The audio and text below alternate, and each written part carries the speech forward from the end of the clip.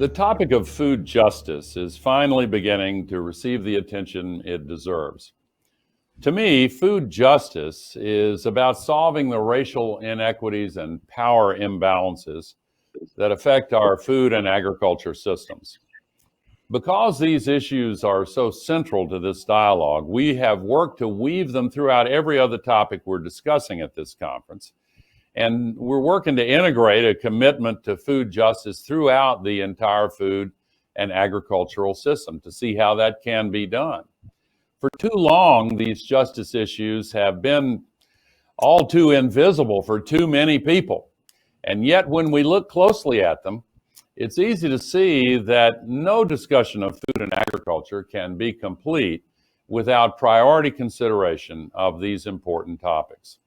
We're going to look at how inadequate access to healthy food for the disadvantaged and for victims of structural and institutional racism is actually rooted in a system of what many are beginning to call food apartheid.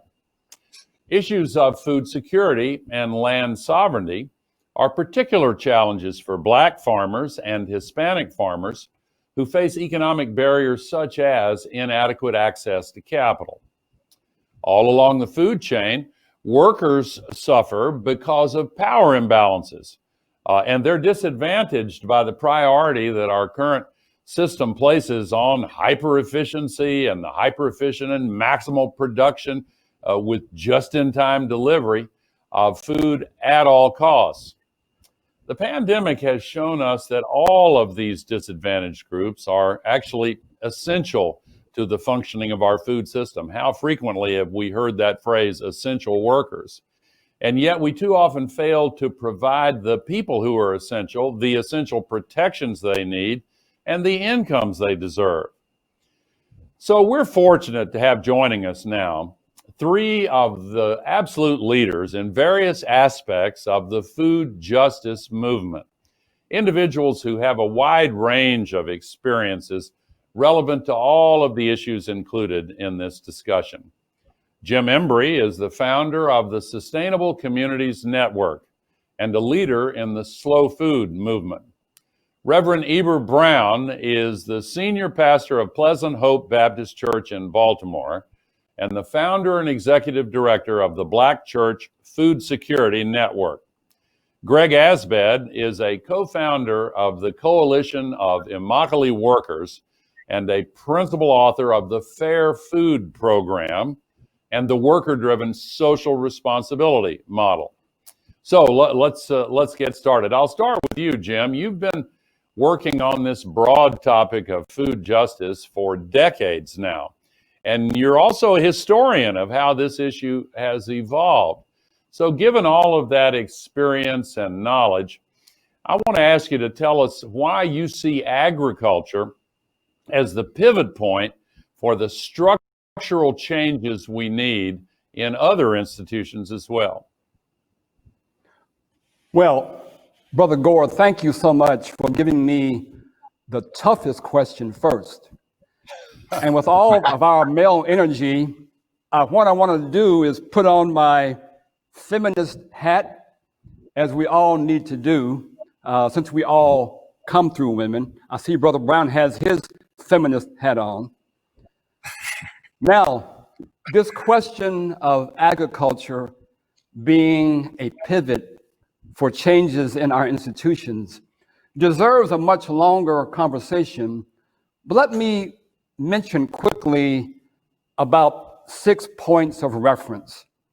Firstly, some 12,000 years ago, as humans transitioned away from being primarily hunters and gatherers, we developed agriculture, which provided a leap in human development. Modern human culture, with all of our institutions, is built upon the foundation of agriculture. The reason why we can sit here today in this conversation is because somebody else is out there growing, harvesting, transporting, and preparing food.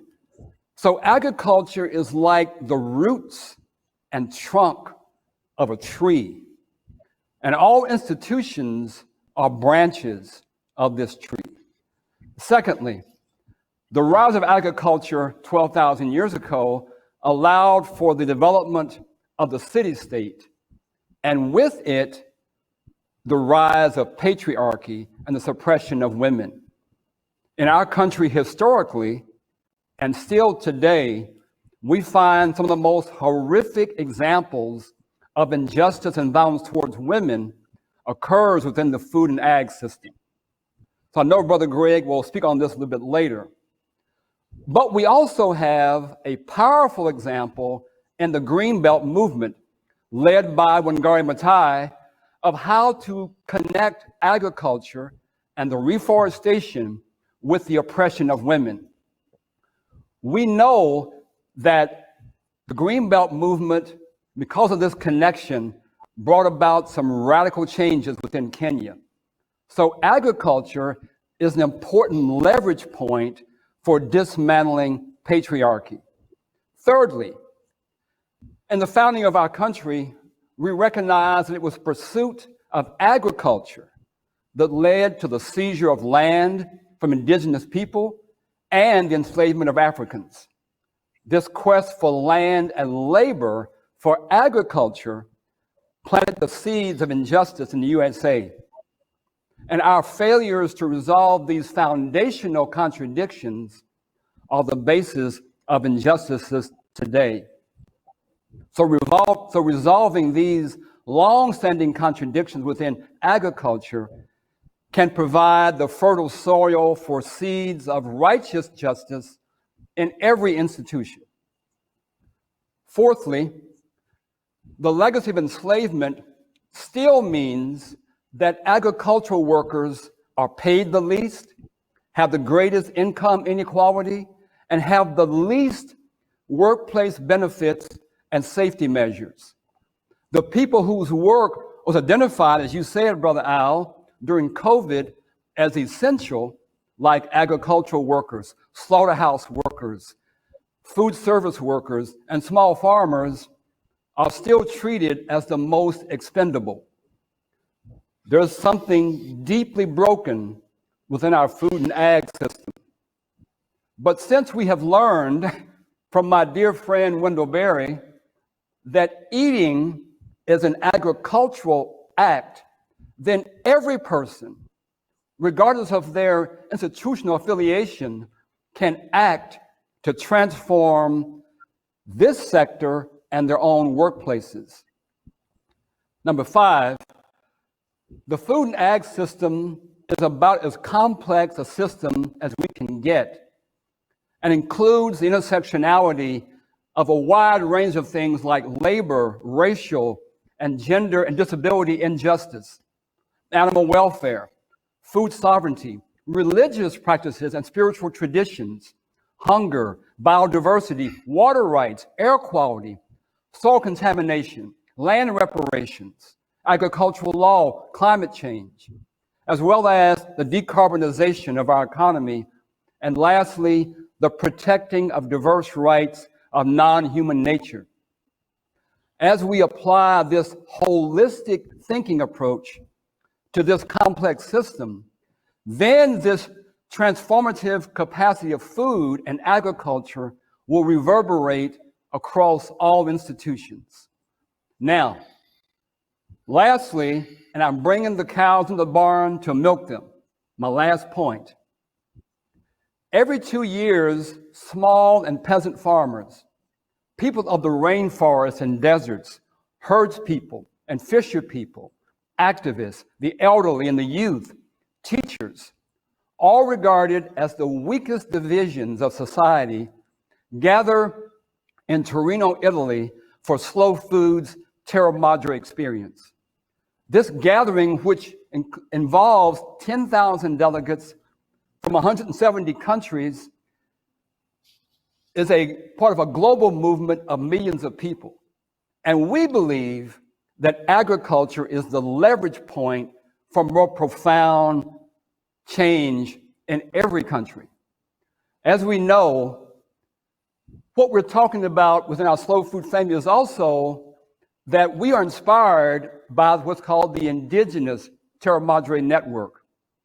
the indigenous people challenge us all to think and proclaim that we are all indigenous to the earth. Here on Turtle Island, what we call North America, all of us immigrants, however we came here, have now the opportunity through this intersect of food and agriculture to learn from and work with indigenous peoples to develop a earth or ecocentric worldview which replaces our homocentric worldview. As we embrace and manifest this earth-centric worldview, we will then be better able to bring about a transformation in how we view our human and non-human family. Now, in closing, an African proverb says, when spider webs unite, they can tie up a lion. So we should all be spiders. All right. Well, thank you so much. Reverend Brown, you're next up, but I think Jim has set a high bar for all of us here. I'm glad you mentioned Wangari Maathai, Jim. She was a dear friend of mine. I knew her for 35 years. She's been in my home here in Tennessee, and I'm so honored that her daughter, Wanjira, is going to be one of the 3 presenters in our final panel of this Climate Underground Conference. So, Reverend Heber, you are doing some really groundbreaking work with the Black Church Food Security Network, and I've really enjoyed hearing you talk about it on a previous occasion when we were together. And I'd like to ask you to tell all of us about what you saw going on in your own church that motivated you to begin working on food justice. And tell us about your work to respond to those needs that you recognized. Absolutely. And I think you're right, Mr. Gore. First, thank you for the invitation. And I think you hit it spot on. Jim, what you just did with 12,000 years of human and earth history was amazing. You're making me think about our own work in deeper ways. And so thank you for that. I'm not even going to try to match you. I'll just say I'm grateful to be a pastor here at Pleasant Hope Baptist Church in Baltimore. And some years ago, a little bit more than a decade ago, I began seeing a pattern with those in our church that were experiencing diet-related illnesses and diseases. And as I saw that pattern over and over again, I wanted to do something in addition to pray and give scripture. And I felt like us pipelining nutrient-rich foods to our congregation would help to address some of the challenges that I was seeing. Well, that opened up a door and an opportunity for us to, instead of looking for charity right off the bat, kind of more so in an asset-based community development kind of way, look at the land that our church already stewards and to grow on that land. And so right now in the front yard of our church, we have a 1,500 square foot garden. We've been growing for about 10 years now. We just celebrated this year. And then last week, we built a greenhouse with some of our partners and now looking to add cold storage and the like. We're really just trying to re-envision and reimagine what churches can do and how churches and faith-based organizations more broadly concerned can show up and many of the entry points that Jim just laid out so brilliantly.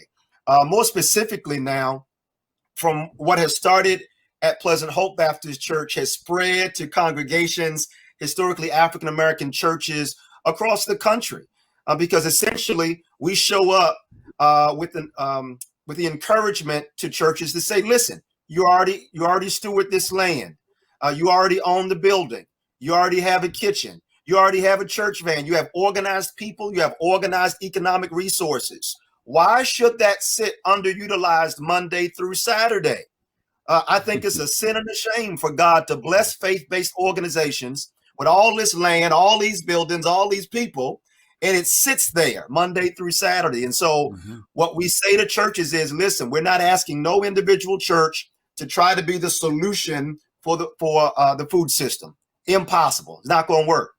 But if we have a holistic understanding of the food system, if we have a sensitivity to what Brother Jim just laid out, then we can look at what is the unique fingerprint of the divine on this church that can lean in the direction of being a part of the solution? So we help churches start gardens on their land. We help churches buy from Black farmers. We get the trucks and we send trucks down south. We buy from small African-American farmers in bulk, and we truck their produce into the cities in Montgomery County, Maryland, and Baltimore City, and more cities are calling us to have this happen as well. So we just feel like we can do our part by piecing together the existing resources of our churches to create this Black-led food system where those who are closest, some of those who are closest to the problem of food apartheid can also recognize that we're also part of the solution. So, you know, I appreciate how you laid it out, Mr. Gore. The African-American community should not be pathologized as if we're just at risk, we're just poor, we're just hungry, we're just in need of benevolence or charity. No, we're part of the answer around here, because who has seen the underside and the underbelly of the injustice of this food system like the African-American community? And so that is what we do. And the final thing I'll just say is I recognize that the work that we're doing with churches and seminaries and Black farmers across the country, it really is a continuation. I wish I could say this is groundbreaking, but I can't lie. I'm inside the church. I can't lie right now. I got to tell the truth. And the truth is there's so many others. Jim, you talked about the feminine energy. I got to honor Fannie Lou Hamer, who her work around voting was dynamic and amazing, and her work with respect to agriculture and farming. She said food is used as a political weapon. But if you have some pigs in your backyard and some vegetables in your garden, you can feed yourself and your family and nobody can push you around. Fannie Lou Hamer wasn't just talking about charity. She was talking about what Jim just talked about, agriculture as a leverage point to transform many of the other systems that we are connected to as well. And so I'll stop there, but Fannie Lou Hamer, Father Divine, Marcus Garvey, Elijah Muhammad, Vernon Johns. I'm just one of the new kids on the block over a long tradition of religious leaders who saw agriculture and spirituality actually go together. Good for you. Good for you. Greg Asbed, I've known and admired your work for so long. You're focused on farm workers and the many injustices that they face in the field and in their lives here in America. At the beginning of April, you wrote a very timely op-ed in the New York Times asking, what if America's farm workers get sick? Tell us what has been happening in the 6 months since you wrote that important piece, and how that illustrates the many issues facing farm workers. Well, sure. Let me begin by thanking you, Mr. Gore, for inviting me to this panel. This is an incredible group. I haven't met Jim or Reverend Brown before, but I feel like I've known them all my life from hearing them speak. And there's so much of what I'm going to say that actually has already been touched on. It's remarkable because we didn't know what each other was going to talk about, and yet the themes are absolutely interwoven. There's no question. And your introduction as well, Mr. Gore, did the same thing. So you'll recognize some of the things I'm going to talk about in terms of what has happened on our little corner of the turtle that we live on in Immokalee, Florida. Sadly, the things that we predicted in that op-ed, essentially all of them came true exactly as we said they would. And that's not something to be proud of. It's something to lament. I think you remember the history of the pandemic. New York was the epicenter at first, and then as that started to tail off, other places took the mantle, and Florida became the epicenter in the country in the area of May and June. And within Florida, Immokalee, a little town of 25,000 people who work in agriculture, who work harvesting fruits and vegetables so everybody else can eat, Immokalee became the epicenter of the epicenter. It became the place, the zip code with the highest number of positive cases in Florida. Mm. So, it's exactly what we expected would happen. Thousands of people got sick. Countless people died. And I say countless, literally countless, because Immokalee doesn't have a hospital. So when people in Immokalee grew sick enough to be taken to a hospital, they got taken to a different city to die. And so they weren't actually registered as Immokalee deaths. But bottom line, there was no contact tracing, there was no isolation, there was none of the things that were the interventions that were supposed to happen for protecting communities. And this is an essential worker community that was working because they had to put food on our tables. And in the end, it was just a public health disaster. And really what you saw was the fact that the pandemic was like a stress test for society, but for the food system in particular. And a stress test is there to expose and to highlight the systemic flaws in a system, right? The structural flaws, the weak points. And when you look at the food industry, those flaws are collected at the bottom. The meat packers that were mentioned, the farm workers, all those workers face the same sorts of conditions across the board: overcrowded housing, overcrowded transportation, unsafe working conditions, and more importantly, more systemically, poverty, generational, extreme poverty, and little or no access to health. So you have people who had those pre-existing conditions that made the results, the outcome of contracting COVID, much worse.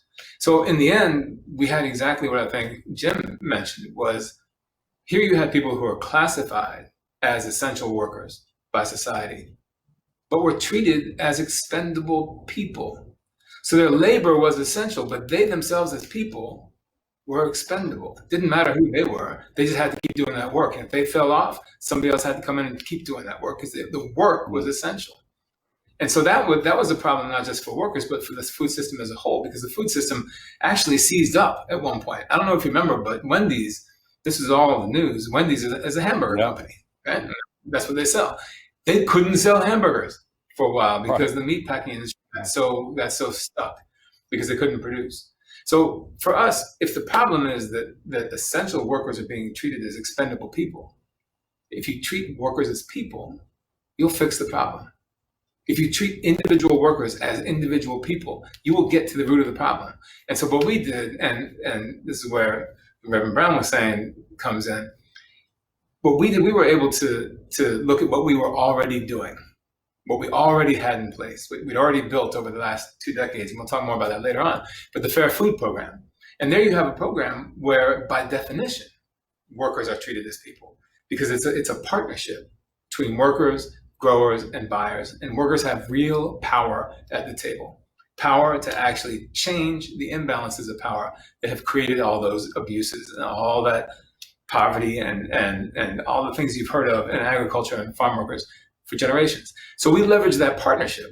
It was an existing partnership. We leveraged it, and we worked with the participating growers to identify best practices and implement best practices in terms of education around public health education, social distancing, sanitation, testing, isolation, and we implemented those on farms in the program. And in the end, participating farms in the Fair Food Program had much lower infection rates and much better outcomes. So we know the solution is there. We already have the solution. It's rooted in treating people, all people, as people, and giving power to those people so they can actually identify problems and help fix them.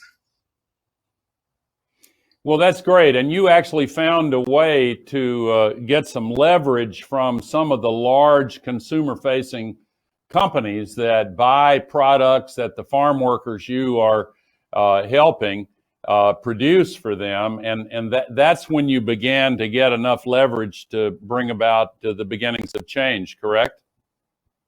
Absolutely. I mean, the whole thing, I think Jim was talking about the imbalance of power, and you had mentioned it too, Mr. Gore, the imbalance of power that underlie the various abuses. And, when you look at the history of agriculture in this country, you see slavery. And then from there, you see prison labor. You see all kinds of forms of forced labor that never stopped, really. Up until in the 1990s, when we started working in Immokalee, we were finding systems of forced labor that we got together with the Justice Department and the FBI to do actually prosecutions based on the 13th Amendment. Prosecutions that were based on the idea that people were being held against their will and forced to work through force or actual use of force, threat of force or use of force. And that, we did that time after time. It was an annual event where we put more than more than a dozen bosses behind bars and helped liberate more than 1,500 workers. But what we learned was we were not stopping the problem. We weren't fixing the problem. It was just, we were always chasing it, and we never got ahead of it. And so what we needed to do was find a way to actually change the incentives, to change the world of incentives around agricultural employers, to make them, to stop, to actually turn a world of victims into a world of people who are not subjected to sexual harassment, sexual assault, forced labor, beatings, wage thefts. And that's where we found it was in the power that the large commercial buyers, the people who buy produce by the millions of pounds, right? That leverage that purchasing power to drive prices at the farm gate down. That translates into lower and lower wages in the farm and worse working conditions. And we found a way through consumer support to flip that process and to use that same power, that same purchasing power to both increase wages, but more importantly, to actually condition purchases by those companies on compliance with human rights. And so that we did that with all those issues we talked about, but we actually applied that too. So now in COVID, we have the first that we know of, the first enforceable mandatory standards for COVID prevention and mitigation. And we use that same purchasing power to enforce those standards. Well, that's great. I'm so happy. I've been following it, and it's really inspiring work. I want to come back to you, Jim. We've got so much to cover and not enough time to cover it, but one issue that particularly affects Black farmers is unequal access to capital, along with other economic barriers, the costs of marketing food, filling out paperwork to join a farmer's market, time involved with transportation, and so much else. How do you see farmers' cooperatives and other solutions that might become an important piece of this puzzle and help us solve these problems? Okay, thank you. Another great question, I'll tell you. Now, a year ago at Slow Food Nations in Denver, I organized and was part of a panel that called for a radical shift towards cooperatives. Now, on that panel and on this panel, I say, I love cooperatives. They are part of my DNA. My great-grandfather, whose name was Don Carlos, had been enslaved, and at 4 years old, he faced emancipation and embraced it at 4 years old when the Civil War ended.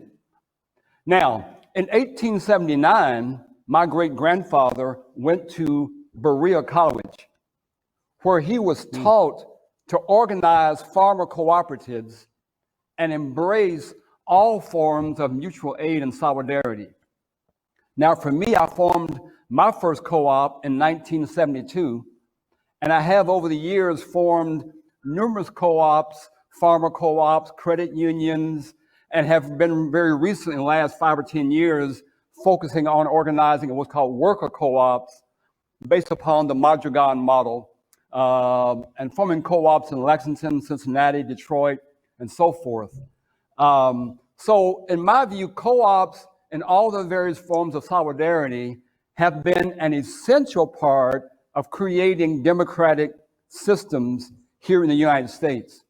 And it's always important for me to have a kind of a longer view and facing these questions about today. It's important to understand that indigenous people have a rich tradition in cooperatives. One very good example is the Haudenosaunee people of the Longhouse. We call them the Iroquois Federation. They're the ones who inspired our own Constitution and our 3 branches of government. The Underground Railroad that enabled enslaved Africans to escape north into Canada was a form of mutual aid and cooperative safe houses. After emancipation, African Americans were involved in all types of mutual aid, benevolent societies to develop businesses, buy land for farms, build churches, create schools. W.E.B. Du Bois wrote about that in 1907 My great-grandfather invited Du Bois, George Washington Carver, Ida B. Wells, right here to Richmond, Kentucky, to address these questions like cooperatives for Black farmers. Now, Wow. for our audience, two recent books, one, Collective Courage by Jessica Nemhard and Farming While Black by Leah Penniman, point out this great legacy as well as our current need for cooperatives. And they address, as Brother Brown talked about, that the likes of John Lewis, Ella Baker, Fannie Lou Hamer, A. Philip Randolph were folks who got their organizing skills within cooperatives. We also recognize that over the years, groups that I've marched with, like United Farm Workers, FLOC, Farm Labor Organizing Committee, Coalition of Immokalee Workers, Black Church Food Justice Coalition, Cooperation Jackson, are examples of cooperatives as solutions. So absolutely, yes, we need to make this radical shift towards cooperatives, which localize economy, build resilience, pollinate justice. And then when we make that shift towards cooperatives, then the questions you raise about Black farmers won't be so puzzling. Oh, that's another illuminating and great answer. And you are a third generation farmer on your land, and I can see now where your grandfather got his inspiration, or at least some of it, no doubt. And I want to refer back, I'm going to turn to you, Reverend Brown, but I want to first of all refer back to two of the slides that I showed at the very beginning of this conference. One of them presents some statistics. In 1920, there were almost 950,000 Black farmers in America. By 1917, there were 45,000 Black farmers in America. Now, part of that was the big movement off the farms to the cities and factories, but most of that, a lot of that happened for the general population earlier than that and stimulated the progressive movement. But here's another statistic. If you look at the average, at the family wealth for the average Black family and the average white family, it takes 11 and a half average Black families to make up the family wealth of one average white family. So that shows the need for really a new approach to help us finally begin to make more progress in overcoming this. And Reverend Brown, you have done a lot of work on empowering farmers and especially rural Black farmers. And I'd like to hear from you the lessons that you've learned about economic empowerment and about the opportunity that we have right before us to build justice into our food supply chains. Absolutely. So I've learned so much, and I'm still learning. I am so excited. If I could pan my camera down, you would see my book bag by my feet.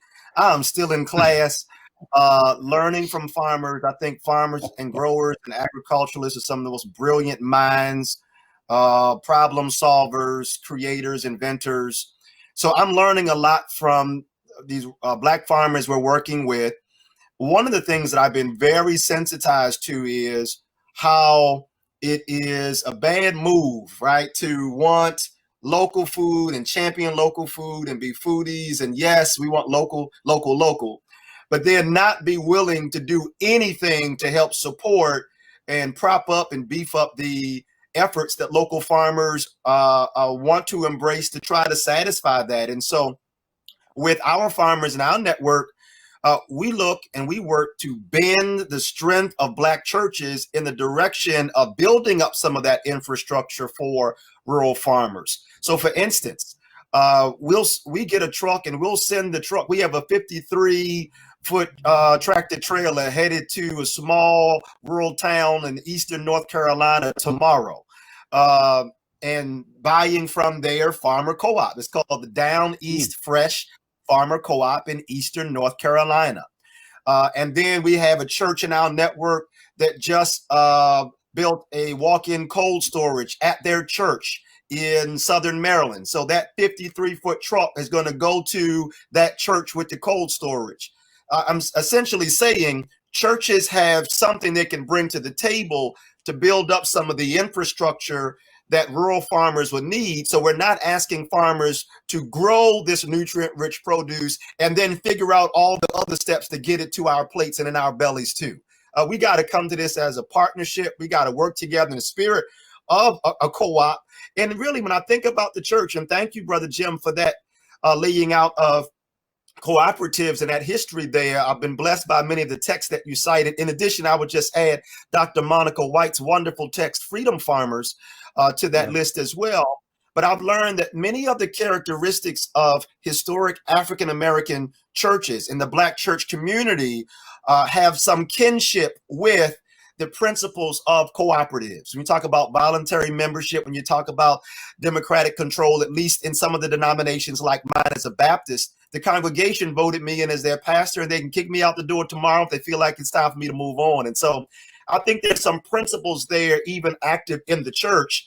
And if we can just rethink, even for those who are not, not a part of a church, maybe synagogue, mosque, temple, whatever, but think about the ways that these religious institutions can be forces for the type of transformative changes that are needed in our food system. I think that would go a very long way in helping to create. And I can say just a final quick word. I think you raise a great point about the poverty rate, Mr. Gore, and looking at white families compared to Black families and the like. But might I say, or to non-white families, might I say, you just prompted this conversation is putting some stuff in my head that I'm thinking I've never had this thought before. Even if Black households made the same economically as white households, I'm not sure if that gets deep enough to the root of some of the problems that we're facing in the world. Like, so I'm not sure if that's a solution, right? If you go back to what you said, Brother Jim, about some of the deep challenges and the transformation that's needed, people making more money by itself, families making more money by itself, doesn't seem to get us on the path to the type of transformation, what Reinhold Heifetz might call adaptive leadership, to address the adaptive challenges that are before us right now, and especially as it relates to climate change, Mr. Gore, as you're so passionate and encouraging us to be sensitive to as well. Yeah, well, those are great points. And actually, some of the social science studies I've seen bear out what you're saying. When you have some Black families, for whatever reason, they come into a great deal of wealth, and then they'll track, a generation or two later, then some of the disparities are still there.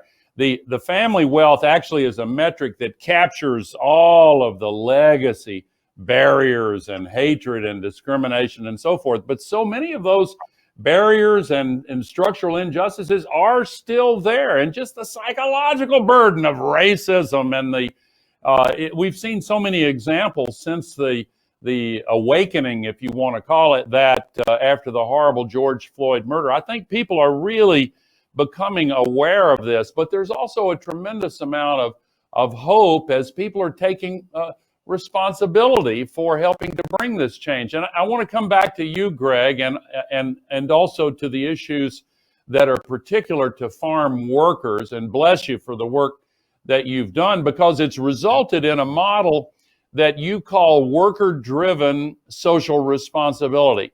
How has this idea been applied to protect farm workers? You told us some of your success in leveraging consumer-facing brands, but it goes beyond that, right? It does. First let me just say, co-ops absolutely they are the seeds of some of the best stuff that happens. The CIW, the Coalition of Immokalee Workers, the first thing we did was a consumer co-op. First thing we did. And it was indigenous people from Guatemala that did it, brought it from what they used to do at home, and they just started it up in Immokalee. And then we built a labor co-op in watermelons for 18 years that went up and down the coast from Florida to Missouri and harvested watermelons. And we had one rule: it was equal pay for equal work. That was it. Have you been lifting those watermelons? I was there the whole time. All right. Okay. Yeah, I became a really good packer for him. Actually, it's kind of strange, but watermelons is the job that you do as a team, right? And you have to do it as a team. Yeah. And so it is. If somebody is slacking off, then you know it because it's going to be heavier on you. So equal pay for equal work was the only rule we needed. Anyway, that's just the little thing on the cooperatives that what Jim was talking about made me remember. On worker-driven social responsibility, here's the thing on how wonderful that whole model has been over the past 10 years. There's been a world of corporate social responsibility for maybe 30 years that is essentially made up of corporations that are under pressure from the market to show that they are respecting human rights in their supply chain, right? And these are massive corporations with massive supply chains with millions of workers literally working in their reach, right? And so they develop a code of conduct, and then they hire an auditing group that's charged with checking different places in their supply chain to see if there's compliance with that code. It is the single most empty, theater of human rights protection you can possibly imagine. And the problem with it is it hurts. The problem with it is there are people behind that theater. There are people being robbed, beaten, and raped and killed. And I'm not exaggerating. That is what's happening in the far reaches of these supply chains, because the audits are just a snapshot in time if they are done at all, right? There's no complaint system, and there's no power behind the complaint system or the audits to actually force the suppliers to implement the corrective action plans that are necessary to fix problems, right? So it's just theater. And for 30 years, that theater has gone unchallenged, like the emperor's new clothes. The kid's story about the emperor's new clothes, and he's just buck naked in the street, but everybody agrees that he looks wonderful. And so one day some little kid says, "You're naked." And everybody goes, "Oh my gosh, he really is." That's what we were. We're that kid who came along and said, this community is at the bottom of these supply chains. We're finding slavery cases in the community every day. We know what's going on. People are getting that. PBS did a whole series somewhat in Immokalee called "Rape in the Fields." That's what's going on, right? So we knew that. And so we said that your system is not solving the problem. We need a better, stronger system. We need people to have power to overcome the imbalances of power that create those issues.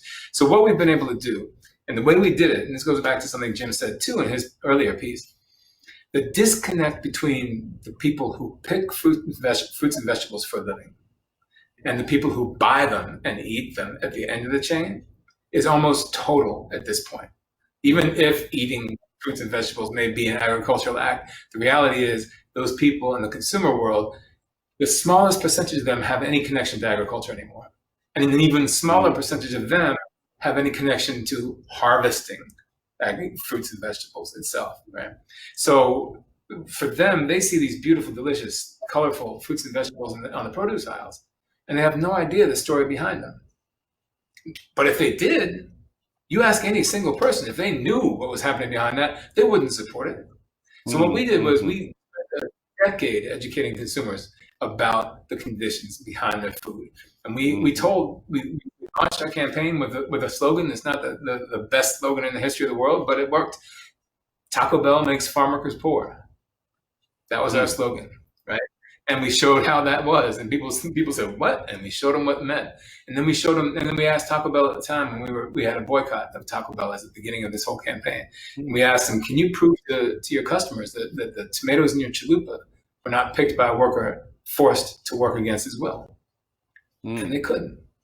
So those things ended up creating change where we got binding legal agreements from these major multi-billion-dollar corporations, where they agreed to pay a small premium, and they agreed to only buy from growers who respect workers' rights. And they agreed that we, the Coalition of Immokalee Workers, would be able to monitor and enforce the code and determine which growers are respecting workers' rights. So with their purchasing power behind us, we were able to take an area that FBI and Justice Departments called the ground zero for modern day slavery in the United States, Florida agriculture, and turn it into the most progressive sector of agriculture today, with the cooperation of the growers and the buyers, and really eliminate some of the very worst things that have been happening for time immemorial in agriculture, and give people a new vision of what it means to just have a normal job, frankly, To have a job where you go to work, you work, nobody gives you a hard time, you get paid, and you go home and you don't bring anything home from work. You haven't been sexually harassed, you haven't had your wages stolen. You come home to your family and you're there with your family. You're not reliving everything that happened to you that day. That's what we've been able to do. And it's growing. It's been expanded into Vermont in the dairy industry. It's the same model is now in Bangladesh in the apparel industry, and in Lesotho in the apparel industry, where it's fighting sexual harassment. And it's proven to work everywhere it's gone. So we're extremely happy and very. That's so great. You know, we have an interconnected global economy now that drives toward the lowest possible costs and unfortunately often to the lowest possible wages. But you could call it Earth Incorporated, Earth Inc. But we also have the emergence of a global awareness, a global mind, if you will, where people everywhere can be made aware of injustices occurring in some part of Earth Inc.